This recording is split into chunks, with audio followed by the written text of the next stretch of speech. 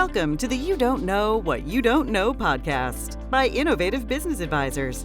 Successful business owners who have started, grown, and led businesses share their journey and direction for the benefit of those traveling the same path. So today we're talking with Jane Molina and Joy Williams. These ladies built the only 100% women-owned and operated heating and cooling business in the state of Missouri. They developed a unique and proven business model which was very successful. But while they're building this company, both of these ladies started families, and this helped them discover their true purpose and passion, which is helping moms and babies. In 2014, Jane had an idea that ultimately became the NinniCo Pacifier. This unique pacifier mimics the shape, feel, and oral mechanics a baby experiences while breastfeeding. And by identifying a hole in the baby products industry and working to fill it, their pacifier took the market by storm and has secured international distribution deals and placements in multiple retail outlets. Subsequently, they sold the heating and air conditioning business and are now riding the tidal wave of support and enthusiasm for their company, the NinniCo Pacifier, which you can find at NinniCo.com. So welcome, ladies. Really been looking forward to this conversation. Yay. Hey, Thank Steve. you. Thank Glad you. to be here. Great to see you both. So what a journey. Yeah, you guys came in, started with Dad. Dad had a small heating and air conditioning company on his own. Mm-hmm. You ladies come back from college and take a piece of his company and turn it into something pretty significant. So that was kind of a fun ride, huh? It was a ride. Yeah, I was going to say, I wouldn't call it fun. I would say learned a lot during that ride and grew. Mm-hmm. And we know that it was paramount for where we're at today. For sure. But I would say those were 9 of the hardest years of our lives. Mm-hmm. Yeah, it was a lot of work. It was a lot of growth that happened, as well as when you have big shoes to fill, because our father had a great name in the industry. Yeah. And Joy and I did not come from a heating and cooling background, believe it or not, you know? Yeah. And so when you're in an industry where you're not have the authority or you feel like you're learning every day, which we're still doing now. But in heating and cooling, we met a lot of challenges. Yeah. And heating and cooling was what our dad, he did and provided for us our entire childhood, right? He had started his heating and cooling business before I was even born. I'm Joy. I'm the oldest of the two.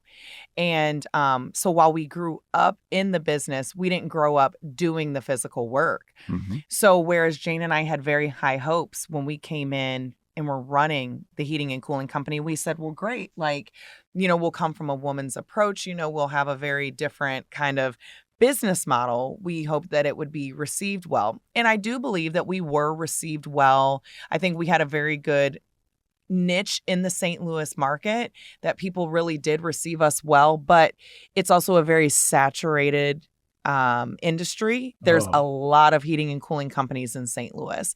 And so it was just hard. It was hard work. But like Jane said, that's where we really cut our teeth in entrepreneurship.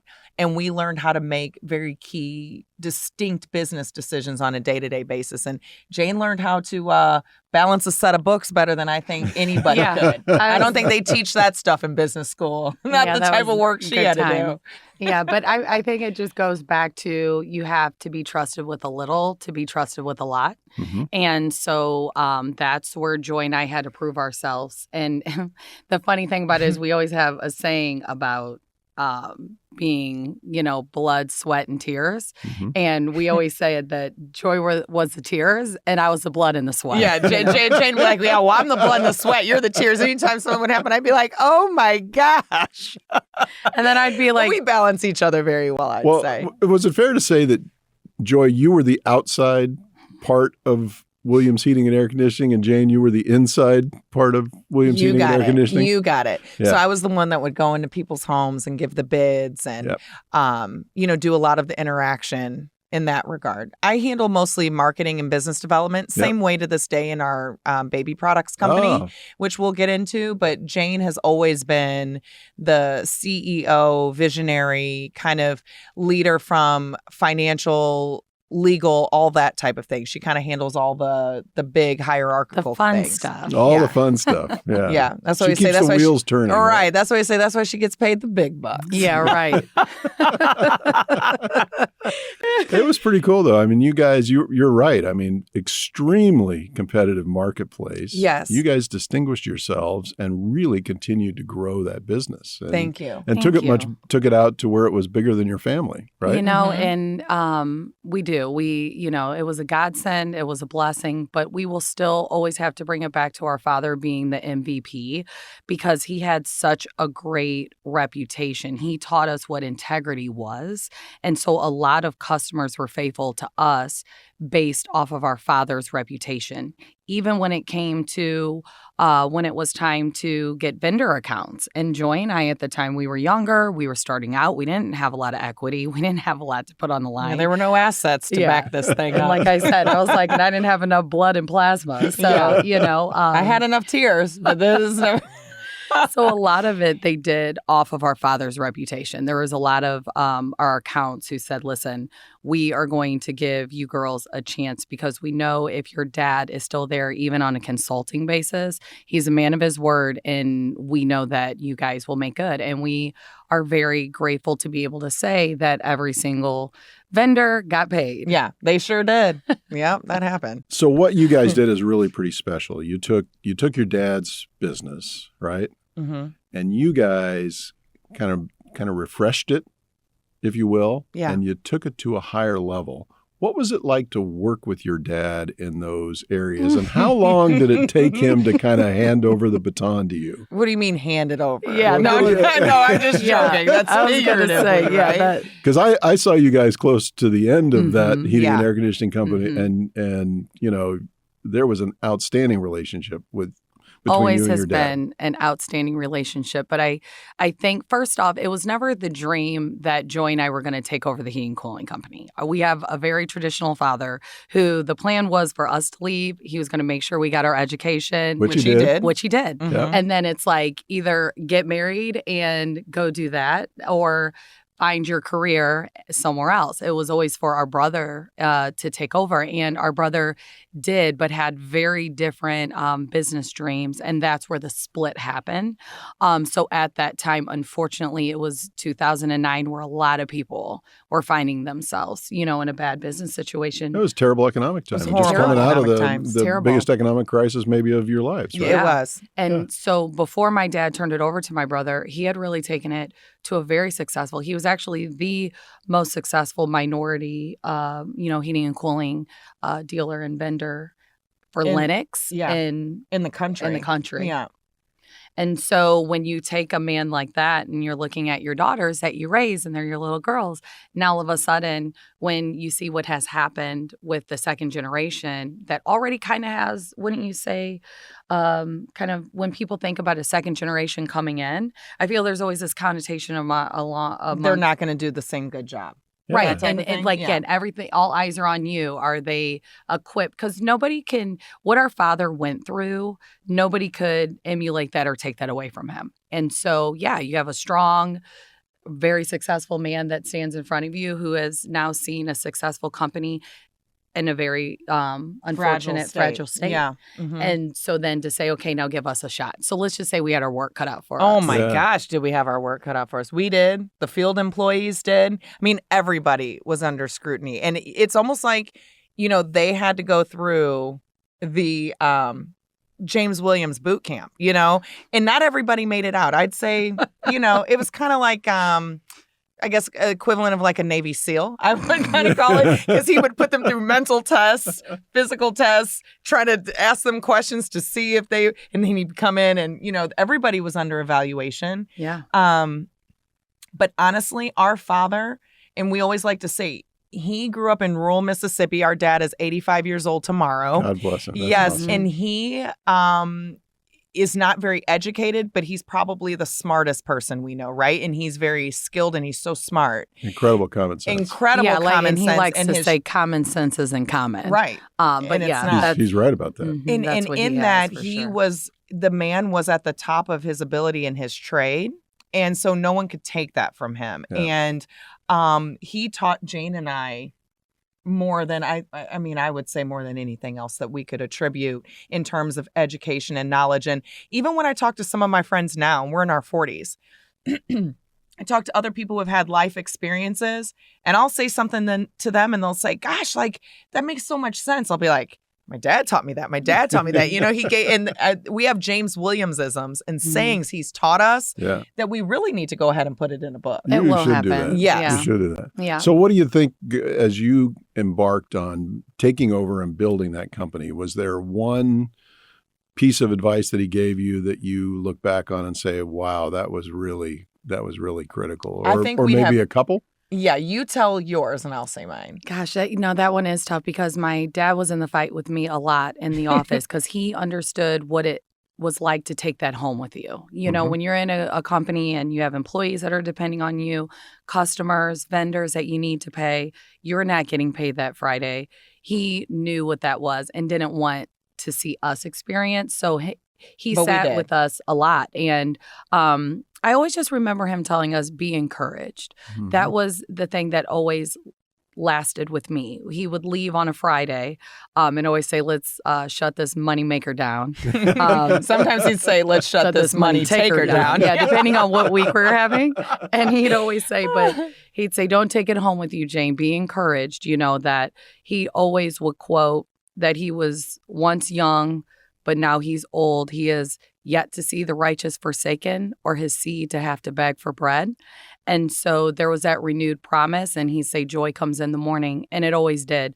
And that, not me technically all the time. Not that joy. No, like the one in the Bible. But no. So, and he would always say, joy comes in the morning. And so it was nice to be able to not let it ruin your whole day, know how to compartmentalize, separate it when you get home, to be the mom, to be the wife, enjoy that, and know that you just come in to fight another day. Yeah.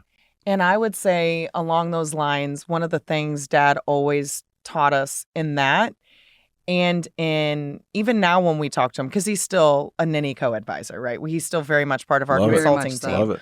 But what he will always say, because Jane and I, even now, you know, as we're finding ourselves in greater success in terms of the popularity and the revenue we're generating, but he will always say, if we're in the midst of something we can't figure it out, maybe we're bumping our heads up against the wall, and he'll be like, Joy, just like my mom used to always say, his mom, he said, when you've done all you can do, be satisfied with yourself.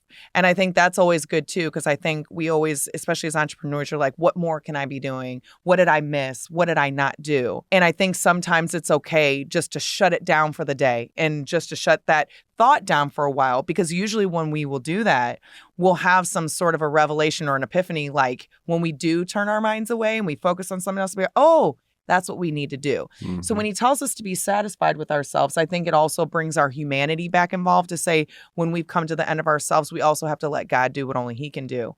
And I think one of our favorite memories too, Jane Dad was always like our ram in the bush, how he'd come in and he'd pull things out of his wallet, or what would he come folding out? Yeah. So he, for whatever reason, when we tell him like, Dad, we don't have any jobs coming up, we don't know what we're going to do, he'd always leave and come back. And he wouldn't say anything. No, we wouldn't know. We always knew we could count on. We knew that's where you went. And we're like, okay, he's leaving. We don't know where he's going. He'd be like, I'll be back. And we'd be like, what does that mean? Yeah. But, right. Usually mean we go to lunch and wait in expectation. But there was always a church or a customer that he had kind of sitting on the sideline. Out there that needed something. And he would tell them, Steve, honestly, his thing with them is he'd just be like, I can't get to you right now. And the people would say, well, Mr. Williams, when can you? He'd be like, I don't know. You're going to have to wait. We didn't know anybody else who could tell somebody, I don't know when I'm going to get to you, but hold on. And when I do, I will let you know. You didn't have that experience. No, it's like, who can just tell somebody, just wait until I'm ready? But then what? And then he would, and he'd come back, and it was always great because we'd just be sitting there quiet, like waiting. And then he'd come and he'd open up his wallet, and he'd always go to this back part, pull out a check that would have been folded over 8 times, you know, and you're just waiting while he's like unfolding the check. And you're just like, how big is the check? What job are we doing? What is going to come after it? You know, but and he would just set it and slide it across the desk, and we'd be like, oh praise you, God. Yeah. But then you'd also have to then start figuring out, but what do we have to do? Now what is about to happen? But that's where he did start to see joy and my skills. skills because, of course, then a lot of times with his method was kind of all in his mind to where when you start incorporating, okay, you have profit, you have loss, you have how much materials are going into the job, how much labor. And I know you came back with this nice sized check, but is it going to cost this entire amount? And is it going to cause problems 4 months from now? So that's where I would say him and I started butting heads in the beginning. But then when he'd see things kind of unfold, then it would be coming back to say, okay, Jane, let's run the numbers through this next job. And then I'd come back. And it was funny because I'd say things like, Dad, how many screws are you going to use on the job? He's like, don't ask me how many screws, because to him, it's like such a small amount. But on the right job, a box of screws on one job, on the next job, you might need 100. So, it was a fun time that I am fond to look back on now that we're on this side of it. That now that it's over. We did have to butt heads a couple times, but with Joy and my name being on the line and not his at that point, it's a hard point when you have to tell your dad no and just say, look, you're going to have to trust me on this because it's what we're going to do. Yeah, and part of that, though, is you were very detailed about keeping everything together and keeping really good books. And part of the secret for small businesses having good books and all of your numbers together and really knowing where you were. And you were excellent at that. Thanks, Steve. She really was, Steve. And you can speak to that because you were involved in that process. Thank you. Yeah. Really, really special. So you guys built something Appreciate special. that. What are you most proud of in the heating and air conditioning business? I am most proud of the fact that Joy and I did come in there as underdogs where there were a lot of people counting us out because it's hard to even make it past 5 years in any industry, but especially in heating and cooling and as women who don't go out and do the work. So I am proud at the fact that, in my dad's words, we were able to go out the front door and not the back door. Correct. And so we were able to go with a profit. We were able to turn it over to an amazing family that is still carrying it on, that we still have a good relationship to this day. And we made good with all of our accounts. We held all of our promises to the guys. All your people? All our people. And so that's what I'm proud of, is that we left with our dignity intact as well as with our integrity. Yeah, you guys did really well. Thank you. Yeah, you did really well. So during that period, you both start families, right? Yes. And about midway in, this need creeps in. Give me a little bit of the backstory of that and where that begins to lead us up to today, if you will. Sure. At the time, I did have a 3-year-old son as well as a 2-year-old son. And it was funny because at the time, Joy was wanting to have another baby. I wasn't. And I was just telling her, timing isn't good in heating and cooling right now. I'm like, it's never good. I mean, like, what do you mean? I'm just going to wait forever? I'm like, you got to wait or don't do it at all. We can't. And I'm just like, this is causing it doesn't personal fit contention. in our But that's a 5-year whole plan. other. No, but and then it was funny because I came into the office. So I was like, I know you're looking to get pregnant, but I'm actually pregnant. So now you really can't get pregnant right now. And I was like, don't tell me what to do. Now you're just ticking me off. No, older sister never wants to be told what to do. Right. And I'm the older sister. I'm trying to have a baby. You're like, well, now I'm pregnant. And I'm like, this is a mess. No, but it worked out great because she did end up 9 weeks after me. But so it was my third son. I was now home, still running heating and cooling, now having a sister going out on maternity leave. 3-year-old, 2-year-old, husband, laundry. And it was the first time I was able to breastfeed. I had no clue how much time it takes and energy. And I loved it and I wanted to do it. But then my son wouldn't take your traditional pacifier or a bottle. And so I felt like kind of helpless, right? You're like, where is the support? My husband would like to support me, but there's absolutely nothing he can do. So I would go and look online, like maybe in Europe, anywhere. They have had to have had the idea. Right. Yeah. And who has made a pacifier that's more like a woman's anatomy? And so. And when Jane would drop him off at the babysitter all day, he would absolutely protest and would not eat, wouldn't do anything all day long. And then he'd come home. Jane would bring him home in the evenings and he would cluster feed. She couldn't leave the couch. I mean, and that's when it truly became like an actual problem, right? Mm-hmm. And so I kind of could see the way it was supposed to look in my mind. Didn't want to reinvent the wheel because there's a lot of great things about all silicone pacifiers that are still used and that we support as well as feeding specialists support. We just wanted to improve on it. And so, like mentioned before, when you're in the middle of an already hard business, and then you have all this to have an idea. You're like, what do I do with that? Sat on it long enough. But then I felt like a lot of times almost like a call to action. I felt a spiritual side behind it and really felt like we're supposed to do this. So through a lot of prayer and patience, I was like, okay, I don't know Lord. about patience. Well, I mean, I don't know how you couldn't be patient when, I mean. You came to me and I was just like, what are you talking about? Yeah, but I mean, it still was a 7-year journey. Oh, yeah. But I mean, we're talking about in this early stage, she felt such a spiritual call to action. It was almost like she was like, we have to do this. And I said, first of all, I don't know what you're talking about. Secondly, we have these kids, we have this company. I mean, and we can be very candid and honest. At that time, money was so tight. Jane, I mean, we'd be bringing in, cold cut sandwiches. Jane had holes in her shoes, couldn't afford to get we were going through legitimate financial crisis, like trying to pay for our kids to go to daycare. It was a struggle. So then she's like, I have this idea. We should invent this product. And I'm like, invent a product? Who invents things? I'm like, not us. And, I'm thinking, oh my gosh, she's the one who talked me into going out on this heating and cooling thing. And I'm like, here we go again, right? That's what I'm thinking. And I took that to the throne. Yeah. I did take that to the Lord because I felt called and felt the same kind of call to action and heating and cooling. So then when the Lord laid it on my heart for the pacifier, I'm like, I'm not doing this because you called us to do heating and cooling and we are in the wilderness and it's hard. But then I just kept feeling him saying, look, I need you to do this. Moms and babies need it. I am preparing you. I'm going to lead you. And I do need you to do it with your sister 50-50. Him and I wrestled on that because I was like, but wait, Lord, if it's my idea, why do I got to split it 50-50? And I'll never forget you standing at the doorway of my office, like with your hands out, explaining it to me. And I just remember even in my own spirit being like, I do not understand this journey, but I just do feel yes. I'm just supposed to say yes. And Jane and I joke about it to this day, but we went on a 7-year journey to launch.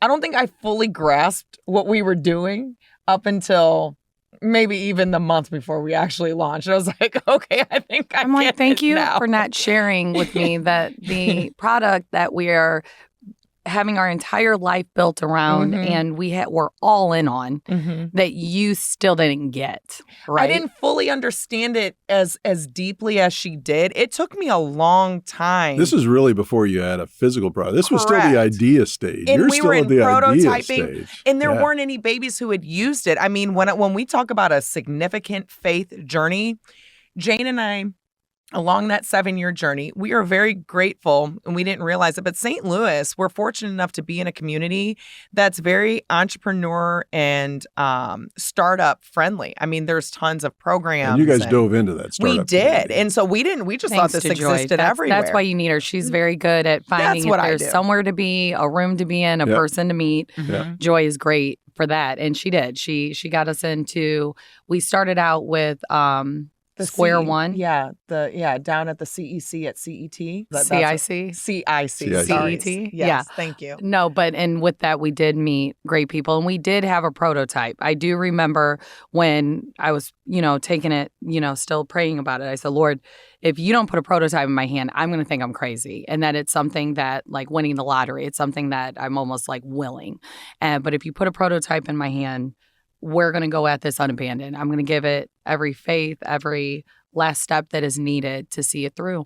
And Joy did help us find that. But like she mentioned, going through the patent process, we were rejected 4 times. Yeah. That was very expensive, and that took several years.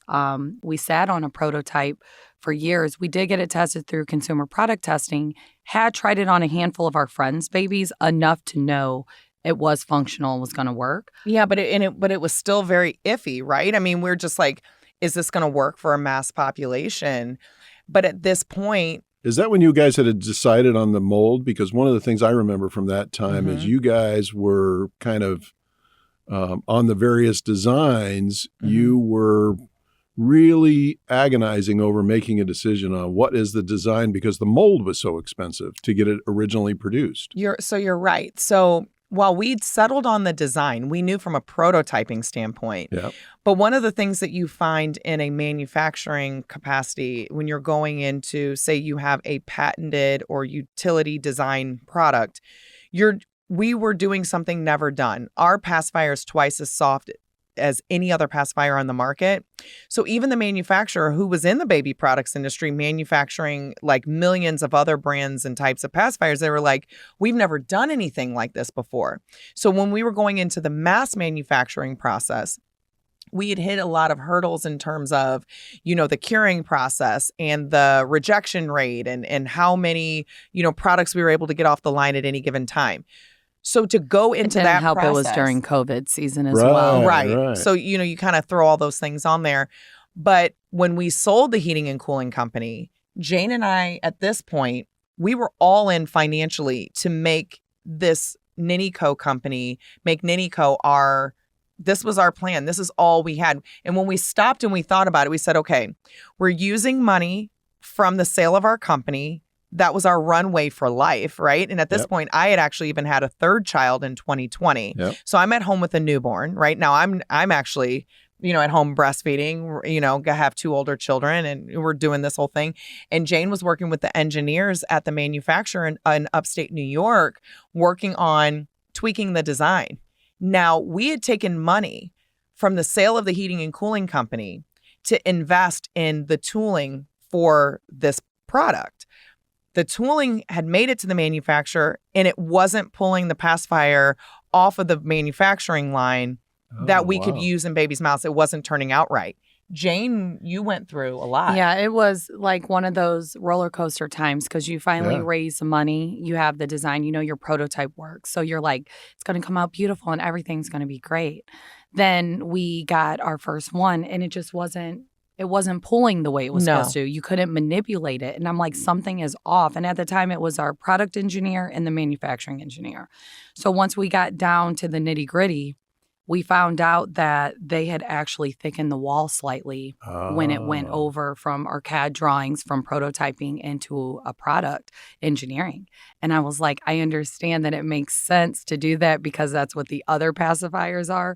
But everything that we're trying to achieve needs it to be as soft as it was. So now here it is. You spend over $100,000 to have a cavity mold that someone's telling you it needs to go back. And there needs to be modification. So we're running out of time. And I was like, but we don't have that kind of money, right? We're not backed by some of these larger corporations that, put millions of dollars into this. Joy and I did it on a hope and a prayer. On a shoestring budget. And tell them what happened, what they said, that if we send it off and we make these alterations. Yeah, so essentially they said, look, we can make modifications, but you can't put the steel back in. So we can scoop it out, but once it's gone, it's gone. And you might end up basically with a very expensive paperweight when we get done with it. So after we had figured out the 2 issues that we were experiencing, I called Joy. I said, look, we got 2 options. We can keep trying to test a mold that doesn't work, or we can go ahead and make strategic, very expensive, very risky changes to our cavity mold. But if and when it works, and I believe that it's going to, we're going to have the magic. So she was like, do it. I was like, do it. Was that the hardest decision you guys had at the early stage? Easiest. Kind of before the product? I don't know. That was the easiest one? It was the easiest because at that point, Steve, we had gone so far. We'd made You were so all in many at that decisions. point. At that point, we were like, we're all in. There's nowhere else to go. On the entrepreneur journey, there's a part of you that has to be, in my words, a little bit crazy. Yeah. Because, no, you do. There's these highs, but then also the lows are low. But when you get in it, you have to be willing to make those decisions. And I think that's what kind of separates us in the growing and a grassrooting compared to like corporate, right? Like you don't run a whole bunch of numbers. You're not in a comfortable zone. A lot of things that you do, you're like trial by fire. Sense. Yeah, and hope that you dodge a bullet and walk away, but it built us up a little different. And we are grateful because, of course, when you're holding your breath waiting on the cavity mold to come back and then they send you the update, at that point, I felt like that artist that's never happy with their work, they probably could have sent me anything and I would have said it wasn't done. Now, Joy, I opened up the box and when they sent the one after they'd made the point of no return alterations to the cavity mold and they sent us overnight because we're like, we need to see these immediately. Yeah. And when they sent those that came off the line, I instantly pulled in and was like, that's it. And Jane was like, I don't know. I was like, Jane, it's it. That's it. Then they came back. And when I say that we had a lot of people. This is your manufacturing partner. Mm-hmm. Yes. And then we also had a lot of other consultants and advisors that were helping us along the way. They were like, well, now the next step in the journey is you guys need to put together a research study group of moms and babies who can test this pacifier out so you can see how it works before you take it to the market. And we were how you want to market it. And you could probably do it for $20,000. Yeah, and they said $20,000. And we said, no, we're just going to go ahead and release it. Yeah, and we're just going to either sink or market. swim. And Jane and I, we had this saying along This is the way. typical entrepreneurs, right? Oh, it is. At this point. If you read the SBA book on how to start a business, all the things, we do the studies and we find out and we validate the market and all that stuff. Entrepreneurs go to market. That's right. And customers vote immediately, right? Thank you. They either take the product or they don't, so right? that's market research you can get for free. Now, Checks it's not always from customers. There it is. Or bad reviews, right? One way or another, but you have to be willing. But at this point, Jane and I, we had cashed out all 401ks, any life insurance policies we had. You were all in. All in. I mean, parents had lent us money. We had put money on credit cards. Pretty much ran through the money that we had made, off the heating and cooling. So but it's one of those things when you have something that you feel so passionate about that you're on the cusp of either helping moms and babies in a really great way or finding out that it was a great idea but wasn't what you thought, you're ready. You just hit a point to where you're like, let's find out. Because if it's not going to be a big success, I am ready to move on. This is something I have woke up, prayed about, and thought about now for 7, 8, 9 years. Well, and we both agreed that deep at the heart of ourselves, we both said we would rather risk it all than to be on our deathbeds one day and be like, oh, we had this great idea, but we never did anything about it. We said we'd rather take the risk and it fail than just to not take the risk at all. So at this point, we were all in. How did you know when it was successful, when it was going to work? What was the turning point? What was the turning point? I can't wait to tell you this one, Steve. So first off, our manufacturer is like, we're still in testing phase. Yeah. Please don't open your Shopify, account or page that Joy and I built on our own in our mom's living room. We put together our own little website. And he said, please give us more time. They sent us, I think, 500 of one color, 30 of another. And Joy and I are like, nope, we're flipping the switch. We're selling these. We're going to see what everybody says. Yeah. And he's like, awesome. Real world market research. Yep. We're like, turning on the sink website. Or swim. Here we go. And so, of course, in the beginning, you have your friends and your family that are buying on the first day. And then we were doing porch pickups. I was like, who wants to come pick up from my front porch? Yeah. You can come get one. Yeah, we were, trying everything. We were doing our own videos and marketing on Facebook, which was great. We had a couple videos that got attraction and had a couple sales, but I'll never forget it. It was my anniversary weekend, and we might have had 35 now left, on hand, waiting on the manufacturer because there's still. We only had 35 on hand. 35 on hand because I will never forget. We were waiting on them. They're still trying to work out the kinks to make it mass producible. But we could sit on 35 for a week. We didn't know. But I'll never forget because my son was in the back seat. And all of a sudden, our little Shopify ding started dinging. And it was you had like notifications turned on. Yeah, the notification, the ding make a cha-ching. sale. Ding, cha-ching. Ching. And then I was like, oh my gosh, what's going on? And Joy was like, oh, well, I did put a video on TikTok. Oh, let me go on TikTok. Oh, Jane, it's going viral. And I'm like, Joy, we said we weren't going to put it on TikTok. No, we did not agree on that. No, so we did. I was like, we need more on hand. But Joy was in the middle. Typical Joy, middle of the night, I'm going to do it anyway. Yeah. So I just never forget my son laughing in the backseat. Like, so you guys are going viral and you have 35 pacifiers on hand. I'm like, be quiet, Noah. You know what I mean? But let me tell you, Steve, this is where my marketing gets to turn into genius, right? So I'm like, okay, great, we're sold out. But everybody on TikTok, these moms are going nuts. You mean to tell me there's a pacifier out there that is shaped or mimics a breastfeeding movement that my breastfed baby can take? I need a break. So, I mean, our DMs are blowing up. It's going insane. They're like, when is it coming back? So Jane has to get on the hotline with the manufacturer, like Mike, that's his name. It's actually Mike and Mike. Yeah, we got Mike and Mike over there. Yeah, the two guys. They're the A team over there in Albany, New York. Big shout out to Mike and Mike.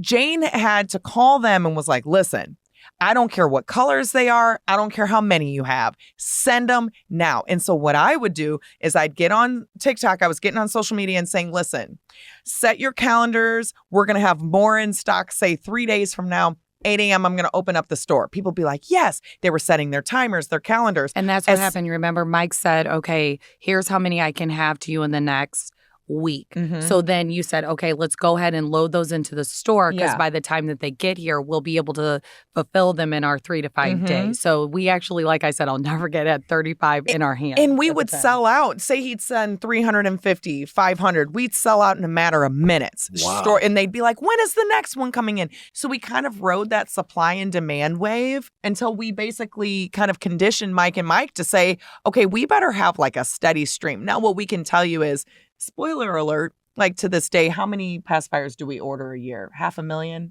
I mean, it keeps increasing. And we actually stressed our first cavity mold out so much we had to invest in a cold deck tool within, that first year because the poor thing. Basically, the Cadillac Escalade. You wore it out. Yeah, we wore it out. We wore it out as well as Mike out. And so, we absolutely appreciate them because they did. They jumped on board with us.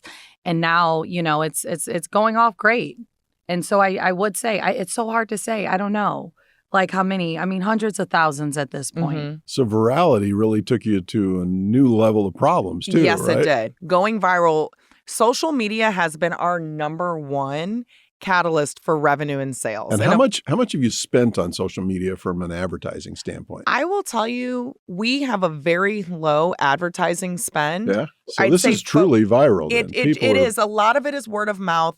What Jane and I didn't expect, and this is another component of our business, most times feeding therapists, infant feeding specialists that work with babies who have, say, oral restrictions, issues with breastfeeding, or just feeding in general as an infant, they love to get their hands on anything that's going in a baby's mouth because it's either going to hurt or help their ability to feed successfully. So they got their hands on this pacifier, and Jane and I did not expect this, but the feeding world fell in love with our pacifier. Most of them. Yeah, I will say from an overarching perspective, whether it be lactation consultants, pediatric dentists, chiropractors, pediatricians, occupational therapists, physical therapists, name it, right? We're saying, wow, not only does this not hinder babies and their oral development, but now we're able to actually see a baby do the proper oral motor work that they need to be doing to have a successful latch and to be able to breastfeed successfully. This is the closest thing we've actually seen to mimicking the breast. A lot of pacifiers have claimed it, but we're the first ones to actually accomplish it. Jane actually came up with this, but she likes to say, and it's true, we actually put the work back into pacification. That's right. Cool. Yeah. A lot of the other pacifiers, it's kind of a lazy thing. They can walk around with it in their mouth. They can sleep with it there. But with ours, if they're not actually creating that negative pressure to hold it in and manipulate it in a worm-like movement similar to breastfeeding, it's going to fall out. And it actually does take work. So that's been one of our nemesis that a lot of times you think, oh, I'm just going to put it in and it's going to work. It's like, hey, you got to put the work into it. And so the feeding specialists loved it, and they were actually looking and needing a tool to help babies in physical therapy, just like strengthening any muscle and we didn't know this, but the amount of ligaments and muscles and regulation that takes place just for a baby to create that movement, it doesn't come natural to all babies, and some of them need a little therapy and a little help. And so we are very grateful that God had a bigger vision for it because we were just thinking, hey, moms need a break, and they do.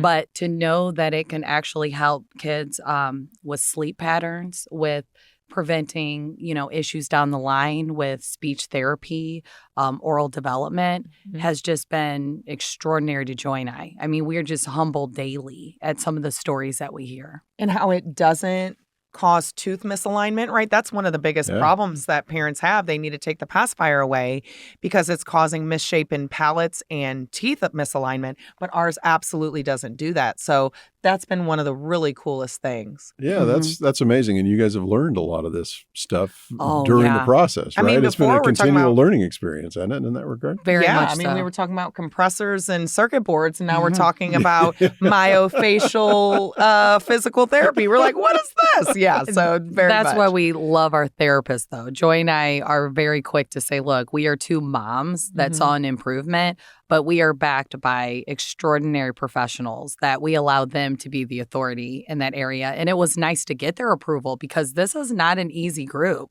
to get an approval by. And so we're very blessed to have them on our side and on our team. So you grew rapidly and you kind of got to now a steady state of orders and so forth, right? What was kind of the next challenge that you had to overcome after you got the manufacturing squared away? And then is it timing the inventory? What was the next worry that you had to work through? I would say, because you did touch on, I'd say one of our biggest obstacles, like you said, was the waste rate that we had with our first mold. And then once they got the manufacturing process down and we invested in this better piece of equipment, it did eliminate, because that was a bottleneck in our company for a period of time. But I would say for Jane and I now, because our company is growing, like you said, it's a steady state of orders, but we are seeing consistent organic growth month over month. We are never stagnant. We continue to grow. You don't have to wait till your dad walks in and slides the check on that Oh my desk gosh. anymore. Thank right? God. Best thing And ever. you know what else? The best part about it is people pay you when they place the order, right? So, you Right. know, all the stuff that we had to do about waiting on receivables and all that. Right. Receivables don't exist. Not the Completely way different we're business model here, completely right? different. Yeah. We love manufacturing. Let's just put it that way. It's great, right? I feel like the Lord saved us just up for this because we're very grateful. But I would say as Jane and I are growing, you have to understand you can have a good idea, but it doesn't necessarily make you a good business owner or person. And you have to be able to maintain growth and know how to put processes into place. And I think that's been the thing for us, like bringing the right people in, because she and I, you know, we don't have necessarily all this extensive background in running big companies, but there are people that we can bring on board strategically to help us see growth and make sure that we're growing our company properly. So I'd say that's probably one of the biggest things, but I think we've done a good job with it. And it's been interesting because we do believe we're pioneers in what we're doing. Mm-hmm. There are a lot of brands who have come out and it's like, you want to get into Target, you want to get into Walmart, you want to get on Amazon.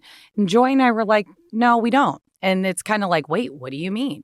What we see now is when you have the opportunity through strategic marketing online, you have access to the end users. Everyone has a phone.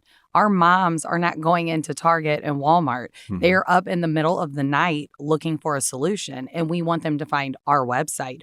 So we had to constantly, for one, write that into our core. But then when you have, you know, people who help you scale or have this big vision, when you're selling them on a new vision, and you're like, but we believe that it's one that multiple companies are going to do, but we feel we're kind of on the front end of it, that we want to grow it not only organically, strategically, and we want to get in front of as many moms as we can. And Joy and I want to be able to do it. We don't feel like you have to partner up with a big corporation in order to find that success. And so we've really had to sell that vision. And now we are doing well at it. And I'm proud of us for holding on to that. We did try to venture onto Amazon. And I would say for us, that was our biggest disappointment. And why do you say that was the biggest disappointment? Okay, so just kind of touching on what Jane said, the reason why, you know, when you go into retailers from the specialty retailers, right? So maybe big box stores to, like she said, the Targets, Walmarts, whatever of the world. It's a wonderful thing when people consider visibility. But with us being an American manufactured product, right? All of our materials are sourced in America. So silicone is either coming from Europe or sourced here in the East Coast of America.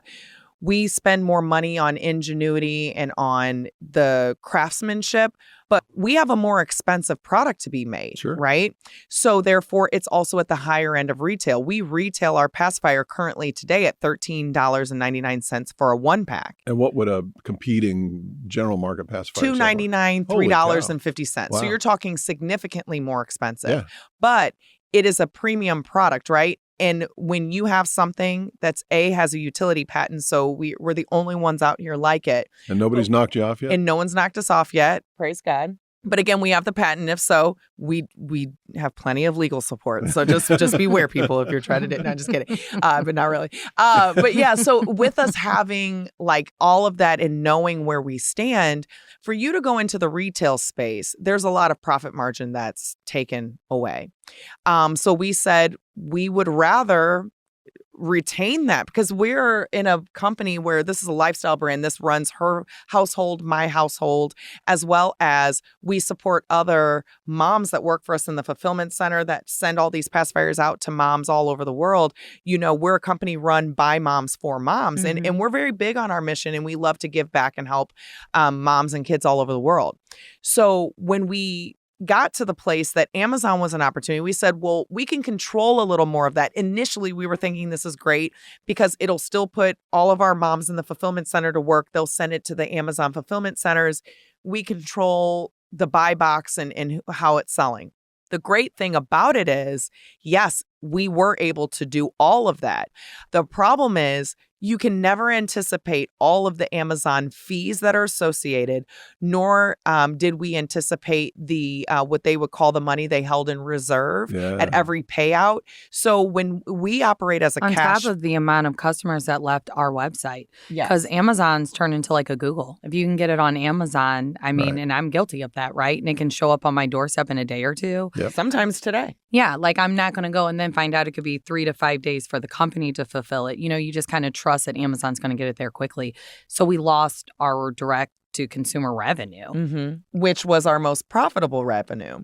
So when it then drew so many of our customers away, although we were making more sales, like we did launch on Amazon as the number one product in that category, and we had immense sales, but we were just watching all of our profits dwindle down next to nothing. We ended up hiring on another financial firm to basically assess it and to look at this kind of forecast. And we come to find out, you know, if we keep going like this, our net profit margins were down now into 2%, whereas before we were way more successful. Well, and as you know, Steve, cash is king, right? And especially in a startup, if you don't have good cash flow and you don't have money to use, you're dead in the water. So we were watching our runway dwindle. And so we were grateful that we had enough to be able to be on for 4 months, get off, and still be cash positive and still find success going directly back to our website where customers did follow, and we're so grateful for that. And what we realize is now, it's not that,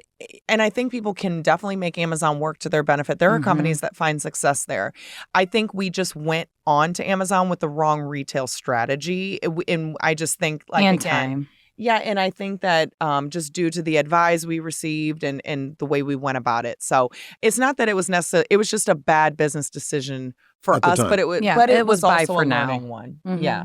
Well, the other thing about Amazon is you lose the connection to the customer because you never really get to know who your customer is. When you're direct to consumer right off your site, you have a direct connection to your customer, right? You can Yes. get And we immediate love feedback that. from them and that kind of stuff. Yes, and So- now we have shopping profiles, and I know who my customer is, and I can market to them, and we get the feedback directly. So, like you, and one of the things NinniCo has grown and we pride ourselves on is that we're a community of moms, right? And so we want to be in touch with them. And moms trust other moms. They Absolutely. even when we have tried to over polish everybody up, else, right? Yeah. You know, and when we've even tried to polish our marketing or make it look more corporate, we realized they didn't like that. They like to see the mom with the messy bun in the kitchen, no makeup on, coming to you real. Because unfortunately, today you kind of got to go through the smoke and mirrors and say who is for you or against you when they're selling you. So when it's somebody they relate to and they're like, hey, this mom cares. And we do listen. We've made improvements based off of what they've suggested. We are big on education because we don't want you just to use our product because you got tricked into it or clever marketing. We want you to use it because it was an educated decision, and we want to help you in your journey. And if you find another product that you like, we support you as well in that. And even it's a time where when you become a mom and you're, you know, in the stage where you're like, what is my new identity? Mom guilt is real. We know that it's hard to have, you know, all eyes on you, critiquing you, and we're our biggest critics. So it's nice to have a community you can build to say, look, you're accepted here. We would like to help educate you. So whenever you go through your birthing plan, when you make your decisions early on, you feel supported, you feel educated, and that you belong. And we love that. We wanted to grow that. That was super important in our mission. Mm-hmm. That's really cool. And you guys have been incredibly successful. So it's really an amazing story to watch. So we've talked about your challenges early on. We talked about some of the challenges mid-journey so far. Talk to me a little bit about the future. Where are you guys going and what do you see as the next chapter for you guys? Yeah, this is where Joy and we've heard people in the past say how business can be fun. Yeah. And we see them laugh and throw their heads back. We'd always be sitting at the table like, we don't know what that's like. You know, I want to throw my head back. Are you beginning to experience that? We are now. That's like the we thing. actually laugh a little lighter. Yeah, we now. laugh a little like our heads go back a little further, you know? And so now to be able to see that our dad has watched what we've built and be proud of that. And it's something that we did off of not his legacy, but we did on our own. And to be able to take him on vacations or to be able to celebrate with your family. And, you know, that's exciting to be cash positive and make money. Joy and I didn't do that for years. But so we look forward to getting it into other countries and distribution deals, as well as we would love to see medical, you know, deals down the line to be able to see it in hospitals and really new products. Oh yeah, we got a lot of new products coming down the pipeline. We want to improve on or do. We just look forward to building what Joy and I now, and we like to say these things out loud. We want to be one of the top 5 baby brands in the globe. Yeah. Like we want to be one of the top 5 baby companies in the world. That's our long-term goal. And we were just talking about it last week, but that what we do is we're not trying to invent any wheels. What we're trying to do is to not burden a mom down with all these unnecessary accoutrement that she just has to have. Rather to find essential things that help make a mom and a baby's journey easier and to say, wow, I'm so glad I bought that particular thing from NinniCo because it helps save my life. I mean, and at this point. And it's safe. We get. Yeah, you know, it's safe, used with good materials, because that's a thing, you know, and we just want to be that trusted brand when they're like, if NinniCo is selling it, I know that they're out for my best interest. And what Jane and I never grow tired of it and I never want to stop talking about it, but we get handwritten letters from moms about how we saved their breastfeeding journey or how they were going to give up, but they found our product and their baby was able to find better strength and motor movement and success. And it's because of that. It's that we're really a part of not just offering a product, but we're part of their journey and their stories. And that will never get old. It'll always touch our hearts. This is really cool. And I think about, you know, your dad had his son and then he got his daughters in the business and really took the business to another level, right? And he then gets to go on and watch you guys be even more successful in your own rights with your own company. As you guys kind of think down the road, do you envision a space where your kids will one day be a part of NinniCo? And we talk about you see it. them there now? We do talk about it, and it's actually funny. I would say my oldest and Joy's daughter kind of already argue over who's going to be the head of the company down the line. You know, and they all have very strong entrepreneurial spirits. They do in different ways. I mean, we would support it. Of course, they would have to go the full journey and go work for someone else, get the education. Oh, we're going to the right Williams person. them. Yeah, you got to go through the James Williams boot camp, right? Put them through the boot camp. Probably try to talk them out of it, send them off. And if they keep knocking at the door and they work their way up, I would absolutely love it. I would absolutely love that. Well, God bless you both. You're making a difference in the world, and that's so cool. Thank you. I'm so excited for you guys. I appreciate that. Where can people find your products again?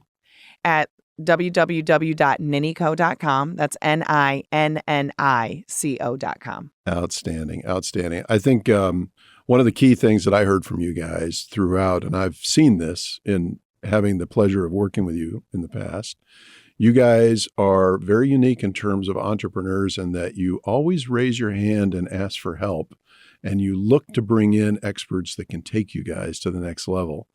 And I so often see entrepreneurs that, you know, are clustered and they feel like they got to do it themselves. They got to figure it all out. But you ladies have really done an amazing progress and an amazing journey. And you're 100% right at that. Like, yeah, we try are to actually big believers in that. Yeah, like we try ask to for help when find we someone need it. almost for everything, right? Like now you realize the goal is to have as many people that are better at doing your job than you, so you don't have to. But then you can still enjoy it, and because it's like they said, you can't work on your company and in your company at the same time. And once you start realizing as leaders that in order to advance the vision and continue to grow it, we can't be in the weeds of the daily tasks. And so Joy and I have actually gotten pretty comfortable with that. Oh, we love that. You could just call us Delegate as our middle name. I love it. Yeah, we love it. Yeah, it's been good. Yeah, you really have become chief executive officers, right? Thank you. It's been a blessing. Yeah, we're very grateful. We're grateful to, and then we could actually take